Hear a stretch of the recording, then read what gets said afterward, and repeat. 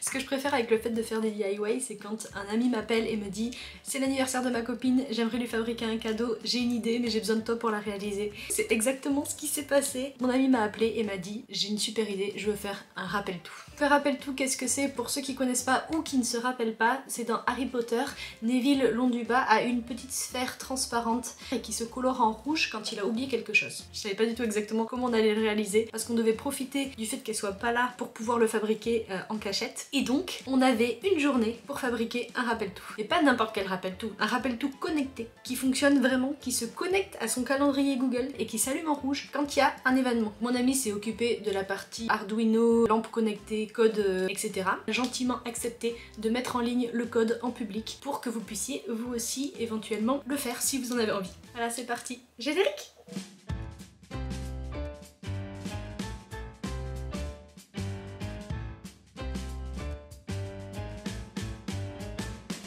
Donc avant notre journée où on pouvait se réunir et faire notre DIY, on a commencé par une étape de préparation. On a réfléchi à comment on allait le faire, on a préparé les matériaux, on a commandé ce qui nous manquait et on a fait des essais.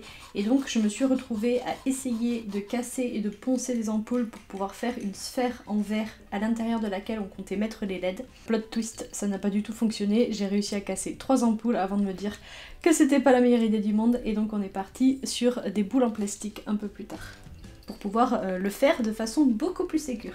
Donc moi pendant que je cassais du verre, mon ami était en train de préparer le code afin qu'on puisse directement tester le jour J. Bon, on va falloir trouver une autre solution. On va faire autrement, on va faire avec du plastique parce que le verre c'est trop compliqué. Donc le jour J, on attaque directement la partie compliquée. En premier, j'ai commencé par souder les broches du Raspberry. Alors je vais pas pouvoir vous expliquer tout dans le détail, mais en gros pour simplifier, le Raspberry, c'est ce que vous voyez ici, c'est une sorte de micro-ordinateur qui va être connecté au Wi-Fi et sur lequel on va pouvoir mettre notre code. Là je vais souder certaines broches, ce qui va permettre de faire le contact et d'amener le courant là où il faut. Et ainsi ce petit ordinateur miniature va pouvoir se connecter au Wi-Fi, au Google Calendar et va pouvoir, grâce au code qu'on va mettre dessus, allumer, éteindre les LED que l'on veut. Le fait de souder les broches, ça va nous permettre de brancher les fils, de brancher l'interrupteur, de mettre les LED et en fait de pouvoir tout connecter et tout relier. Si vous vous y connaissez un petit peu en code et en Raspberry, vous trouverez en description le lien du GitHub avec le code que l'on a utilisé. Et si jamais cette partie vous fait peur, ne vous inquiétez pas, vous pouvez tout simplement en faire un qui soit pas connecté et juste remplacer tout ce mécanisme par une ampoule qui s'allume et qui s'éteint. Voilà mes petites soudures, bon elles sont pas parfaites et j'ai dû revenir plusieurs fois dessus pour que le contact se fasse bien. Je vous mettrai un lien vers le schéma en description. Pour l'objet en lui-même, on a finalement acheté des grosses boules en plastique transparentes, donc un peu style boule de Noël séparées en 2 parties.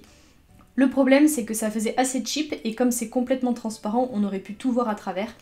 Donc j'ai utilisé un bloc polissoir pour les ongles et j'ai frotté toute la surface du plastique afin d'avoir un côté un peu transparent opaque. Ça nous permet comme ça de bien voir la lumière à travers et ça permet également de masquer un peu ce qu'il y a à l'intérieur et de garder un côté un peu mystérieux, magique. Voilà, une fois terminé, le avant-après. Donc on voit que ça fait quand même une sacrée différence et que ça a l'air bien plus sympa une fois qu'on a passé le polissoir. Donc bien évidemment, j'ai poncé les 2 côtés de cette façon. Et voilà, là on a une boule qui est complètement opaque. Et ça commence déjà à rendre assez bien. Alors l'idée d'origine, c'était de poser ce dispositif dans une petite boîte en bois que l'on aurait percée pour mettre ensuite notre sphère au-dessus. Le problème c'est qu'on s'est vite rendu compte que la boîte était trop petite et que notre nouvelle sphère, plus tous les fils, les LED et le boîtier, ça n'allait pas rentrer. Donc on a dû chercher une autre solution pour pouvoir mettre notre sphère dessus. Donc dans Harry Potter, le rappel-tout a des arabesques et des petits détails sur toute la surface du verre. Pour que ce soit réaliste, j'ai essayé moi aussi de faire de la gravure sur la sphère en plastique en utilisant un graveur pour le bois normalement. J'ai essayé de faire des petites arabesques. Mais alors c'était un fail total. Clairement, voilà, je vous conseille pas, ça ne fonctionne pas. Ça faisait juste des sortes de rayures maladroites, pas très jolies et pas très visibles. Donc j'ai dû revoir mes plans et trouver une autre solution pour pouvoir faire cette décoration. Finalement, avec le temps que j'avais et les matériaux à ma disposition, j'ai trouvé une solution qui marche. Donc c'est une solution qui est pas parfaite, mais elle a le mérite de fonctionner, de rendre la sphère plus jolie et de faire des décorations visibles. Donc ce que j'ai fait, c'est que j'ai utilisé du vernis à ongles transparent et j'ai dessiné avec des arabesques sur toute la surface de la sphère. Donc l'avantage du vernis transparent, c'est que ça fonctionne comme sur les ongles après les avoir poncés. Ça permet d'avoir une surface qui est plus lisse, qui brille légèrement et du coup on voit même de loin les décorations et les petites spirales. Donc j'ai pas reproduit les dessins de la version originale, j'y suis allée un peu en mode freestyle à ma sauce, mais de loin, même de près d'ailleurs, ça rend plutôt bien et ça fait vraiment une grosse différence. Ça fait quelque chose de plus fini, de plus travaillé, voilà. Donc pendant que je ponçais, que je peignais à coups de vernis à ongles, mon ami était en train de faire fonctionner le code, les LED, les branchements, les câbles, enfin toute la partie électronique, le tout sur mes soudures approximatives. Donc là vous pouvez voir le prototype en cours de test avec tous les branchements. Donc là on a testé que tout fonctionnait bien et que l'électricité passait dans les bons câbles de la bonne façon. On a finalement trouvé le socle parfait pour pouvoir faire tenir notre sphère. On a démonté un jouet nature et découverte qui ne fonctionnait plus, qui est, vous savez, les espèces de petites sphères qui font des arcs électriques. Eh bien, on en avait un qui ne marchait plus, donc on l'a démonté pour le recycler et utiliser le socle. Bien sûr, si vous n'avez pas ça chez vous, vous pouvez utiliser n'importe quelle boîte suffisamment grande pour pouvoir mettre tout ce qu'il vous faut. Et si vous voulez un truc que vous pouvez faire facilement, vous pouvez même prendre juste une boîte en carton un peu épaisse, la peindre pour qu'elle soit jolie, et découper au cutter un trou de la même taille pour pouvoir passer vos fils. Nous on a eu beaucoup de chance parce qu'on a fini par trouver le socle idéal et ça nous a coûté 0 €, c'est que du recyclage. Donc on a enlevé tout le mécanisme en plastique autour, on a enlevé le joint qui avait un peu changé de couleur et on a gardé le socle et la petite base en plastique que je vais repeindre pour pouvoir ensuite poser la sphère un petit peu en hauteur. Pendant ce temps les tests continuent et là on commence à avoir un prototype complètement fonctionnel. Donc on fait toujours des essais en mettant un événement dans le calendrier et hop, la lumière, la petite LED s'allume. On a une petite LED blanche qui indique juste est-ce que le système fonctionne et on a une petite LED sur le côté qui change de couleur en fonction de l'événement qui est envoyé par le calendrier. On a le petit bouton aussi qui fonctionne et qui permet d'éteindre la LED. Donc là on est en milieu fin d'après-midi, on commence à avoir un prototype qui fonctionne et on va pouvoir le mettre dans notre création de plastique et de vernis. Donc comme les LED faisaient pas assez de lumière, on a branché carrément une ampoule connectée. Donc là vous voyez ça s'allume en rouge parce qu'il y a un événement. Et donc le code a été un peu modifié pour que ça fonctionne avec l'ampoule connectée parce que la LED ne se voyait pas à distance. Donc là on rajoute un événement et ça va s'allumer en bleu. Et voilà. Donc ça y est, on peut commander la lumière de l'ampoule connectée grâce aux événements Google. Et donc là on va pouvoir mettre l'ampoule, la grosse ampoule qui éclaire bien, dans la grosse sphère en plastique qui est sur le gros socle. Donc on est passé d'une petite sphère en verre avec une petite LED à un truc beaucoup plus gros, mais ça sera aussi beaucoup plus joli. Maintenant que tout le système fonctionne et que l'ampoule connectée s'allume, l'idée c'est de vérifier que ça rentre dans la sphère, puis de faire un trou de la bonne taille pour que l'ampoule se retrouve au milieu de la sphère et qu'on puisse faire passer tout le câblage en dessous. Donc là j'ai dessiné au crayon papier un cercle qui fait à peu près la bonne taille, c'est pas une science exacte mais qui fait à peu près la bonne taille pour que l'ampoule puisse passer à travers. Donc là je repasse de l'autre côté et l'idée ça va être de découper au cutter un rond qui soit ni trop gros ni trop petit. Je l'ai pas fait pile au centre de la sphère, vous voyez je l'ai fait un tout petit peu en décalé parce qu'on s'est dit que ce serait plus joli d'avoir la bordure dorée qui soit légèrement en diagonale et pas complètement horizontale. Alors pour la découpe au cutter, j'ai bien pris mon temps, j'y suis allée petit à petit en faisant une petite rayure au début qui fasse le tour, puis en creusant progressivement, j'ai bien passé une bonne dizaine de tours en appuyant jusqu'à ce que ça finisse par être complètement découpé. Voilà, surtout il faut pas appuyer trop fort parce que vous risquez de déraper et de vous couper le pouce ou couper quelque chose d'autre. Et donc on n'hésite pas à faire plein de passages et à prendre son temps, c'est un petit peu dur, mais à force de patience ça finit par se découper. Voilà, une fois que j'ai senti que j'avais transpercé complètement la sphère à un endroit, j'ai fait bien attention à y aller doucement, jusqu'à ce que tout s'enlève. Et voilà, on a notre trou qui va permettre de passer l'ampoule. Donc je m'assure une nouvelle fois que tout passe, que l'ampoule rentre, qu'elle ne touche pas le haut de la sphère surtout, pour éviter, au cas où si ça chauffe un petit peu, que ça ne fasse fondre le plastique. Mais on est bon pour la taille. Il me reste plus qu'à couper la petite accroche avec une pince, juste pour éviter d'avoir un bout de plastique qui dépasse. Et on est bon, on a une sphère parfaitement ronde. Ensuite, le petit support en plastique que l'on a récupéré, on l'a dévissé et je l'ai peint en doré avec une bombe de peinture exprès pour ça. Donc ça nous permet d'avoir un support noir et doré, ce qui donne un côté un peu plus sympa et un peu plus classe. Donc j'ai bien attendu que ça sèche un bon quart d'heure avant de commencer à le repositionner sur le socle.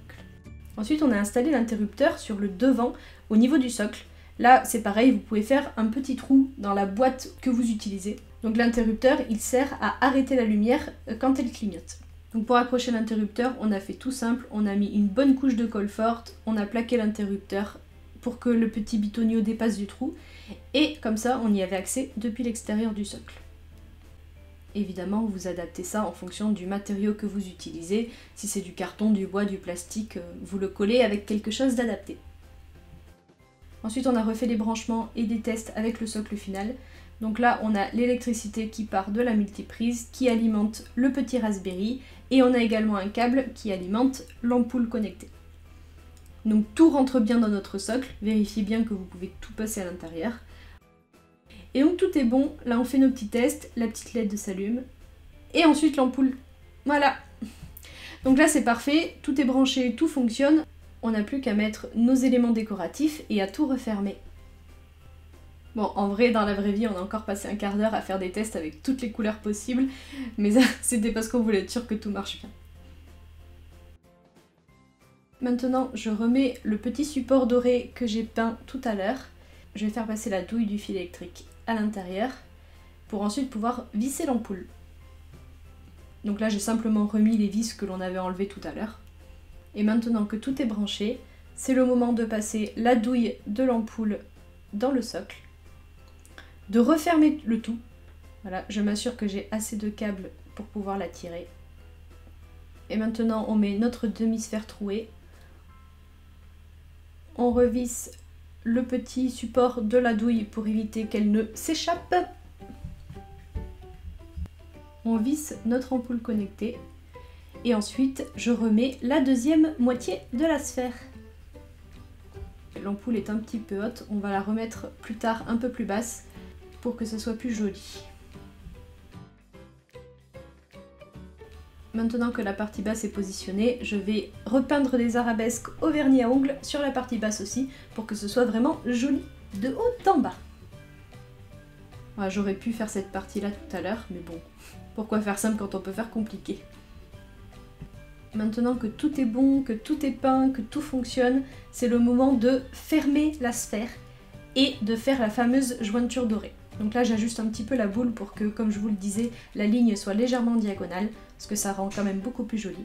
Et ensuite, pour faire cette fermeture et faire un effet doré, tout en nous donnant la possibilité de pouvoir le rouvrir s'il y a un problème et de pouvoir changer l'ampoule, j'ai utilisé du washi tape doré à paillettes. Si vous n'avez pas de washi tape, vous pouvez tout à fait juste peindre en doré. Je m'applique bien parce que je ne sais pas encore que je vais le défaire 5 minutes plus tard pour baisser l'ampoule et pour remettre de nouveau du washi tape. Toutes petites imperfections, il y a certains endroits où ça gondole légèrement, mais j'ai compris ce qui s'est passé et je vais le refaire plus tard et ce sera beaucoup plus propre. De nouveau des essais couleurs, parce que sinon c'est pas drôle. Là on a encore amélioré notre prototype puisque on a changé le code pour que ça clignote et maintenant quand ça s'allume en rouge ça fait des petits effets, voilà, foncé, clair, ce qui attire beaucoup plus le regard que juste une lumière allumée et ça donne un effet vraiment sympa. Donc voilà à quoi ressemble notre rappel tout terminé à la lumière du soleil. Et ça c'est le chat de ma copine qui clairement en avait rien à faire de notre projet. Donc ça clignote en rouge, mais comme je vous disais, la lumière était un peu haute. Du coup, c'était pas parfait. Donc on a choisi de le démonter et de baisser la lumière. Pour ça, j'ai tout simplement retiré le cercle en noir de la douille, ce qui a permis de mettre la lumière plus bas. Voilà, elle est plus enfoncée à l'intérieur et elle arrive pile au milieu de la sphère. Donc là, quand ça s'allume, c'est vraiment beaucoup mieux. Vous allez voir, l'effet est incroyable. Donc j'ai remis le washi tape en m'appliquant et voilà l'effet clignotant. Donc on voit plus du tout que c'est une ampoule et ça fait vraiment un clignotement rouge au centre de la sphère. Donc clairement là c'est impeccable.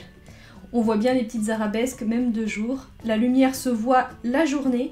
contrairement à notre idée de départ avec une petite LED dans une petite sphère, là la lumière elle se voit même en plein jour. Donc là ça fait vraiment sa fonction de rappel tout, on ne peut pas rater l'événement. Et bien sûr il y a un petit bouton pour l'arrêter, donc il suffit de cliquer dessus et pof, la lumière s'arrête.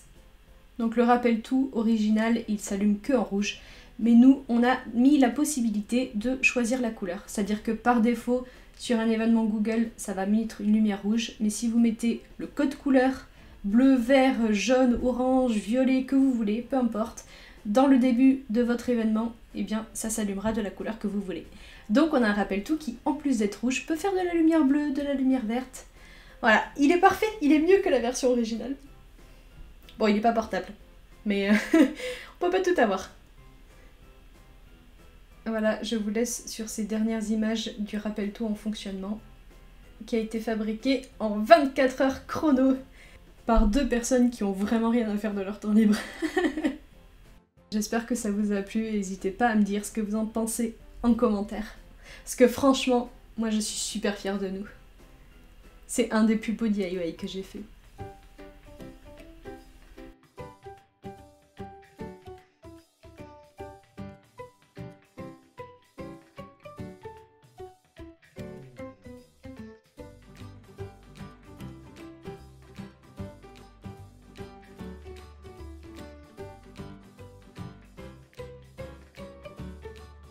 Voilà, dites-moi en commentaire ce que vous en avez pensé, mais en tout cas moi je suis super satisfaite du résultat. Si ça vous a plu, n'hésitez pas à mettre un petit pouce bleu. Non là il y en a 2, mais vous pouvez en mettre qu'un, mais mettez-en un quand même. Mettez des commentaires, partagez la vidéo à vos amis, ça me ferait très plaisir. Et puis si vous êtes abonné, on se retrouve très vite pour une nouvelle vidéo DIY. Voilà, bisous, abonnez-vous!